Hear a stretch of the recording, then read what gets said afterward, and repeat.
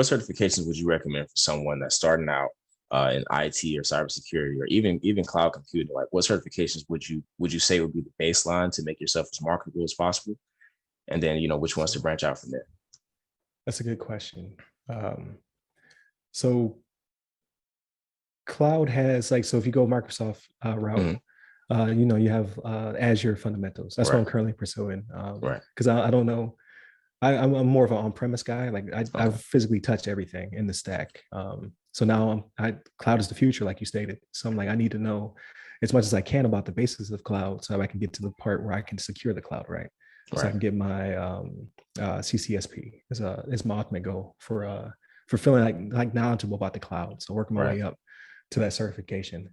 I would say definitely if you want to go cloud, pursue if you want to go Azure, you want to go AWS, pursue the fundamentals. But I feel, and just going through Azure fundamentals right now, that you have to have kind of a baseline of networking and security before going into it.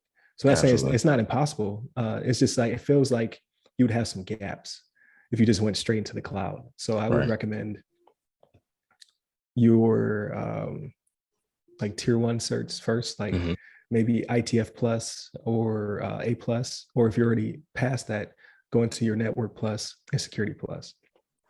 Excuse me, that's dry throat over here. But I would say that those would help you out much better than just jumping straight into the cloud. I still think you should pursue the cloud, but I think beforehand you need to get your hands on some real equipment, right?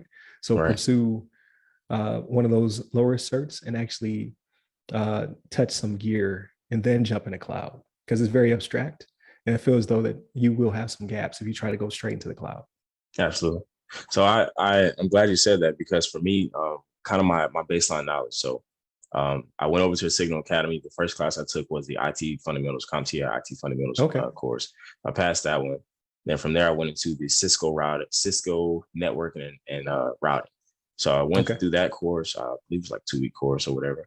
They kind of cram everything in you, and then at the end you have to set up a VLAN, and this, that, and third. So it was kind of difficult for me, but I feel like those two classes combined have prepared me for my next step, which is going to be Sec Plus and Net Plus, and then I'll branch off into some of the cloud stuff. So I definitely agree.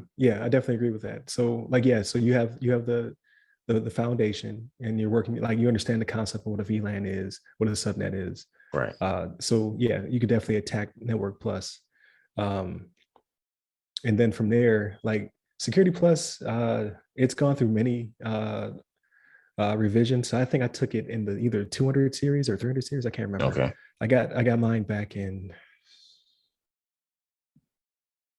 2009, I want to say. Oh, yeah. Back when it was a forever cert. So before DOD and 2020 or 8570 and all that stuff, where it became, you had to renew this thing every year.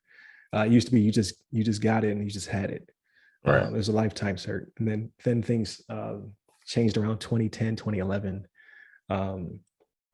But I've seen a recent revision, and that thing is no joke. It's a very hard test. I'm just like, I don't remember it being that hard when I took it. I felt Network Plus was harder than Security Plus when I took both of those tests. But it's definitely, I would say, it's definitely attainable. It seems like you won't have any issues with it. But I know some people trying to jump straight into Security Plus, and like that's no bueno. I think it's tough.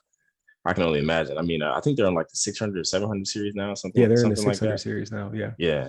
So I know you've been able to see so much of that. I can only imagine. But me, I'm really just studying it up. I have the CompTIA book. I'm diving deep in the CompTIA book. I mean, page for page, chapter for chapter type of deal, taking tremendous amount of notes. But I want to go into the test over prepared rather than underprepared. So. Oh yeah, definitely.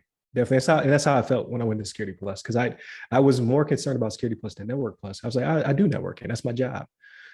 So I came in kind of cocky. So I studied probably 2 or 3 times as hard for Security Plus. Took the test, was like, okay, wasn't as bad as I thought. I passed it. So I'm gonna take Network Plus same day. I was like, I'm already here. I got the voucher. Let's make this happen. And I got beat up. Oh wow! I still passed it, but I was like, I thought I knew networks better than I obviously performed in this test. So I would not recommend that, but both are definitely attainable. And it seems like you're already on your way to that. And then what's also good about that is while you're practicing for your Network Plus is get your hands on some kind of gear, like maybe like an 8-port PoE switch or something. Like don't spend too much money for the basics, but just either get a hand-me-down or buy a cheap PoE, maybe 8-port switch or 2. Okay. And then network those, and you learn spanning tree and how to build ports, how to secure ports, all that good stuff on very cheap equipment. I would be surprised if you couldn't just go over to the Signal guys and ask the hand receipt something out. For people who are not military, hand receipt basically is like if it's sitting on the shelf and it's something that you can use, potentially you can hand receipt it. So that's what I did. That's how I got my PoE switches. I found 2 of them in the closet, and I was like, "Hey, can I take these home?" And they were like, "Yeah, go ahead, sign your life away, because if you lose them, yeah, you got to pay for it." Right, you'll pay for these things. But I use that to get me through CCNA.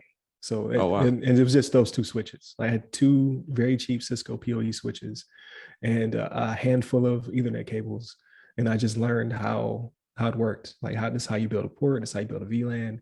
This is how you set up spanning tree. This is how spanning tree jacks things up. So I thought it was pretty good. Span ports, all that stuff you can learn just with two really simple and cheap switches. That's a great recommendation. When I was sitting there and I was subnetting and I was, making sure all my IP address was correct, and then the instructor kept talking about, you're gonna do this in CCNA, but it's gonna be times 10. You're gonna do this in CCNA. So right. I'm looking forward to CCNA actually, but of course I want to gain the other certifications to make sure that I'm prepared to take CCNA, because I know that it's kind of a culmination of everything on the networking side. I'm actually looking into doing something that's kind of unheard of, but I'm going to ask my sergeant major, would she be okay with me cross training? Being that I'm getting out and I know I won't be in logistics, I know manning is a thing, but just ask like, hey, can I go cross train over in S6 and be around those guys for a few months to see if I can put that down as experience, and then actually sit there and learn from those guys. So that's something I'm trying to do as well. Oh, I see what you're saying. Like be cross-utilized while you're still right. Exactly. Okay. Exactly. Yeah. I mean, I obviously I can't speak for your sergeant major, but right. Potentially like they're already going to lose you, right? So they need to start helping you transition, and then absolutely. You might not be able to do it during the day though. It might be like, go ahead and do that on your off-duty time. Yeah. I figured that.